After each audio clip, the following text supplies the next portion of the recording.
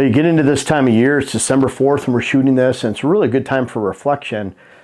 And it's no wonder that this time of year is when we start talking about changing your property for next year, changing your hunt for next year, and really improving. A lot of people start thinking about that. Boy, this was bad this year. How can I do better next year? At least I hope that's what you're doing. You know, this channel is not for the person that just wants to do the same thing every year with the same lackluster results and never improve themselves.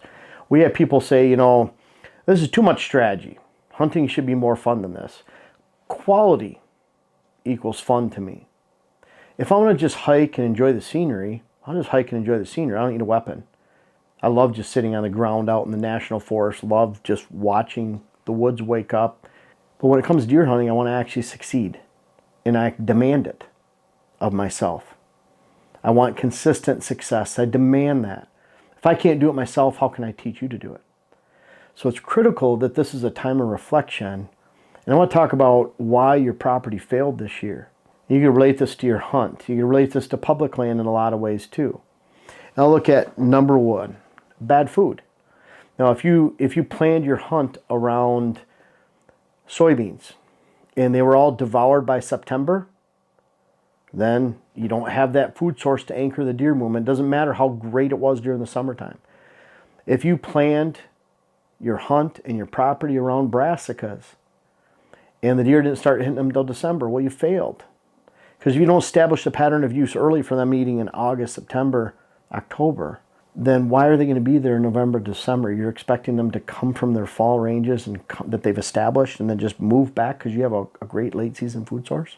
The bottom line is you really need to have that food source that's kicking end of August, September, October, November, December, and that's what you can do on private land.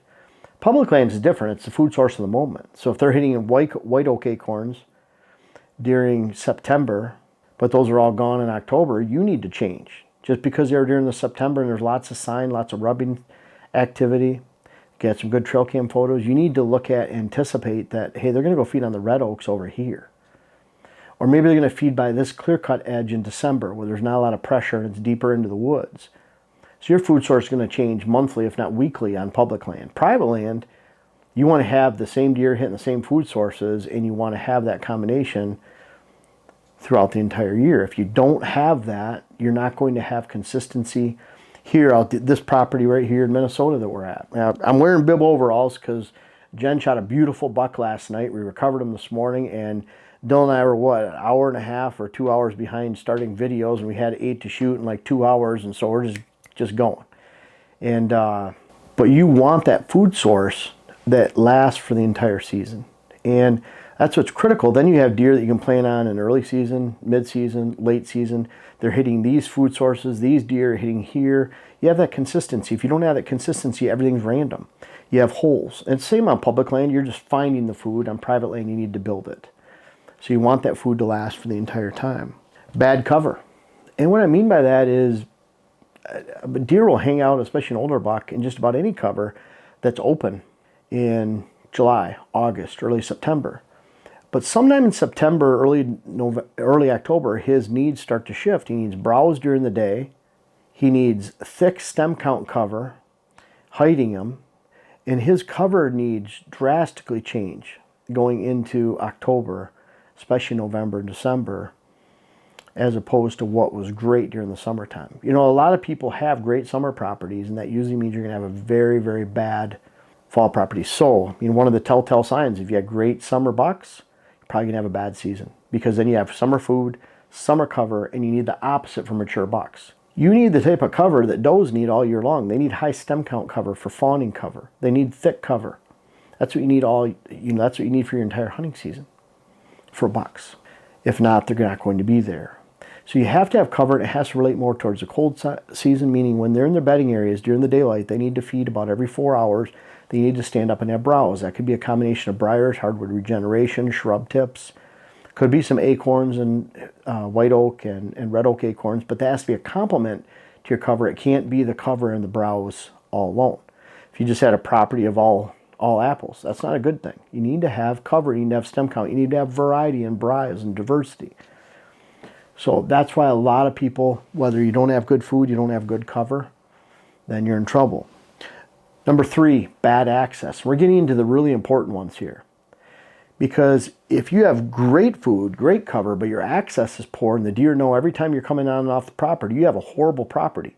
Doesn't matter how good your cover is and your food is. If you have bad access, let me repeat this, if you have bad access, you have a rotten property. And that's why we get down here, your good property can't be found with money or work or great habitat. It all boils down to how well you can get on and off your property without spooking deer. And the more you improve the habitat and have bad access, the worse off it is, because now you're educating more and more deer in the neighborhood, the more attractive you make your property. You're better off doing nothing, sitting out in the woods and just having a random buck walk by during the rut. But I want you to have a lot better property than that. I want you to work on the property and improve your property, but that means you have to have places where you can access in and out and get off your property. That means you might have to shrink that food plot or get rid of it. That means you shouldn't put that bedding area in that location. And that's why these food sources, bedding areas, native grass fields can't be put into locations based on the soil type or ease of putting it in. You can't look at it and say, well, this type of cover would be great for a bedding area. It's not great for a bedding area if your access goes alongside it and it doesn't relate to your food source movements. There's a lot more strategy involved. And that's why when you get academic types that want to go design your property from a state wildlife agency, they might be deer hunters, but they're not looking at it, how are the deer going to move around this property, and how does that relate to the balance of me getting on and off the property, not spooking them? Because unless they're really good, successful, consistent buck killers, mature buck killers, they're not going to know what it takes to design this property. You can't learn in a classroom. I wanted to make sure to let you guys know that our friends at QuietKat are offering a major discount for our viewers here on the channel. Just go to the link in the description. It's a giant savings, and it's just in time for Christmas. Number 4, that equals a lot of bad stand locations. Bad stand locations meaning you're spooking deer, but they're not consistent, they're random. So if you don't have this food source that lasts the entire season, that starts in August and September on your private land, and it relates to this bedding area that has great cold season diversity of habitat and stem count, if you don't have that, then whatever stand locations you do have are just random and bad. They're not relating to anything. At least on public land. Public land is such a different place, different animal. You know, we went out to Pennsylvania last weekend. Went out in the morning on opening day, hunted, shot my buck the second day at a little after 8 in the morning. No scouting. It's an area I've hunted for 31 years ago was the first time. So I've been there 21 seasons. Average about 2 days of hunting per season. And I haven't been out there to step foot and scout in at least 10 years, if not 12. The point is that not much work.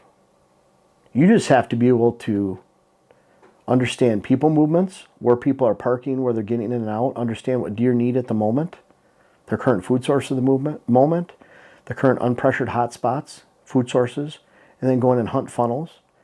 Use the wind on your side, use good approach. You're doing everything you would on private land, but you're just doing it in a split-second, day-to-day decision, changing. And I'll tell you, there's a lot of great public land hunters, and I'm not knocking public land hunters, I'm one of them. But the point is, there's a lot of great public land hunters that devote time to go hunting. They'll scout several times during the summer. They might have a week off for rutcation. They might even go another couple weekends. Folks, it takes 10 times more than that on private land to do a good job. 10 times more. Because not only do you have to make all those good decisions, you have to do it within a compact 40-acre parcel, 200-acre parcel, not 10,000 or we hunted out in National Forest out in Pennsylvania, hundreds of thousands of acres. Completely different. I can screw up on public land and just go move. You can't do that on private land. You have to be very careful. And that boils down to bad food, bad cover, bad access, and then certainly bad stand locations that come from all of that. And that's why the number one reason you fail on your land is you. It's the pressure you place. You can't overcome bad hunting, you pressuring your food sources or cover, accessing on and off your land without spooking deer. You can't overcome that with money. While you're on stand, you're pressuring deer. They're downwind of you. You're accessing, you're pressuring deer. When you're moving around your land, deer are downwind of you. You have to think about all this. How can you move on and off your property without spooking deer? That's why a lot of times we look at client parcels, almost every time we're starting, okay, where can you put food? And then where can we put food safely? They'll say, well, we have this food source here, and you can look at it and say, you have to access 50 yards from there. You have to park 50 yards from there. How are you going to get on and off that land without ever spooking deer on that food plot? And the answer is you can't. The answer is pretty black and white to us. You have to get rid of the food plot or shrink the food plot. You just have to. It's just, it's a black and white. And if you can't with that property, go find a different property. You have to be able to get on and off the property without spooking deer. That's the number one reason that property owners fail, because they can't get into a stand location, they can't sit on a stand location, they can't move around their land without spooking deer. And when you build food plots in the wrong spot, you build cover in the wrong spots, or you don't have cover, you don't have food that lasts the entire season, you're going to have bad stand locations, you're going to have bad hunt.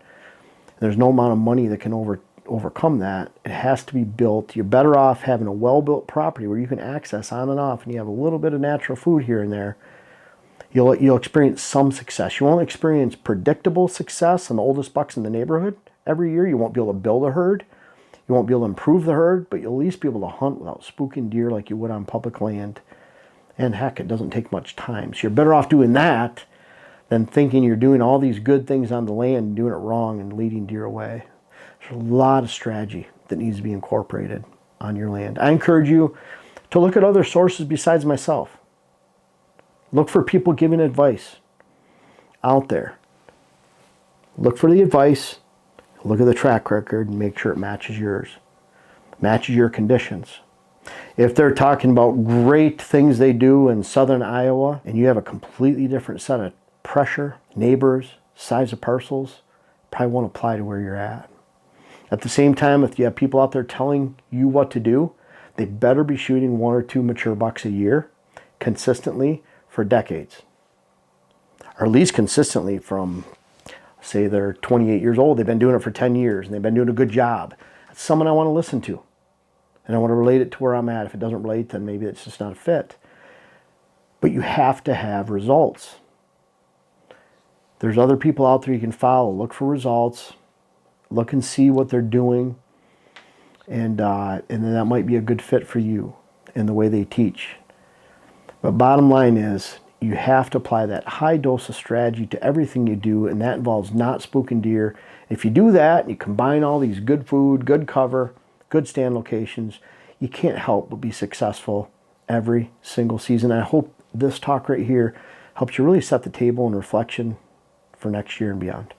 I appreciate you guys watching the YouTube channel, but I don't know if everyone knows everything that we have to offer, whether it's on whitetailhabitatsolutions.com, our website, our WHS Wildlife Blends, our seed company. Also Instagram you can check out. I'm very active on Instagram, putting strategies on there, photos of what we do every day. Much more active there than Facebook. But our seed, web classes, books, clients, articles. I have over 600 articles on whitetailhabitatsolutions.com, everything whitetail strategy. Of course, we have hats on there, and then make sure to check us out on Instagram again. But lots of stuff to offer. We're always coming out with new things, and this isn't the end of it. We have more things coming soon. Make sure to check us out.